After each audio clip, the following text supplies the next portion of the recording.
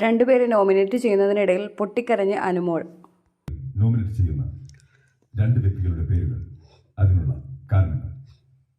ഇവിടെ നോമിനേഷനിൽ എനിക്ക് രണ്ട് വ്യക്തികളല്ല, എനിക്ക് ഒരുപാട് പേരുടെ പേര് പറയണമെന്നുണ്ട്. എന്നാലും ഇവിടെ രണ്ട് പേര് പറയാവുന്നതുകൊണ്ട് ഇപ്പോൾ ഒന്ന് അക്ബർക്ക. പുള്ളി ഞാനായിട്ട് ഒരു പ്രശ്നത്തിലും പുള്ളിയടുത്ത് പോകാറില്ല. വെറുതെ ഇങ്ങോട്ട് കയറി വന്ന അന്ന് മുതൽ ഇന്ന് വരെയും വന്നു ഫസ്റ്റ് ഡേ തന്നെ ബെഡിന് വേണ്ടിയിട്ട് ആ പ്രശ്നം ഉണ്ടാക്കിയപ്പോൾ ഞാൻ ഫസ്റ്റ് വിചാരിച്ചെന്ന് വെച്ചാൽ പുള്ളി തമാശക്കാണെന്നാണ്. പക്ഷെ അന്ന് മുതൽ എന്തോ എന്നെ ടാർഗറ്റ് ചെയ്ത് എന്നെ പുറകെ ഇങ്ങനെ ശല്യം ചെയ്ത് നടക്കുകയാണ്. അതായത് വെറുതെ ചൊറിയാൻ വേണ്ടിയിട്ട് നടക്കുകയാണ്, വെറുതെ ഇല്ലാത്ത പ്രശ്നങ്ങൾ ഉണ്ടാക്കി നടക്കുകയാണ്. അത് മാത്രമല്ല, വേറെ രണ്ട് വ്യക്തികൾ തമ്മിൽ എന്തെങ്കിലും പ്രശ്നം ഉണ്ടായി കഴിഞ്ഞാൽ അതിൻ്റെ ഇടയിൽ കയറി പ്രശ്നം ഉണ്ടാക്കുക, അങ്ങനെയൊക്കെ ഭയങ്കരമായിട്ട് ഇറിറ്റേറ്റ് ചെയ്യുകയാണ്. അപ്പൊ അതുകൊണ്ട് പുള്ളിയുടെ പേര് ഞാൻ പറയുന്നു, അക്ബർക്ക. രണ്ട് ജിസൈൽ.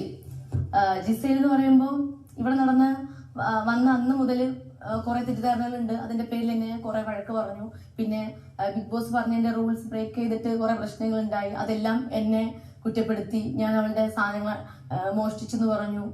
പിന്നെ ഇപ്പൊ തന്നെ എന്താ പറയണ്ടേ, ചെയ്യാത്ത കുറ്റം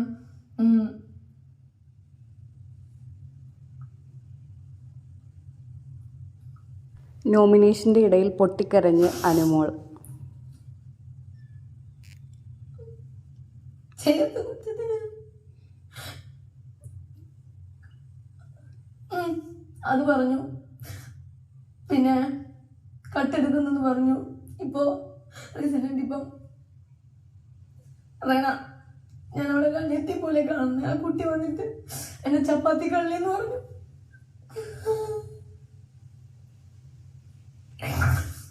പക്ഷെ രണ്ട് വ്യക്തികൾ അക്ബർക്ക,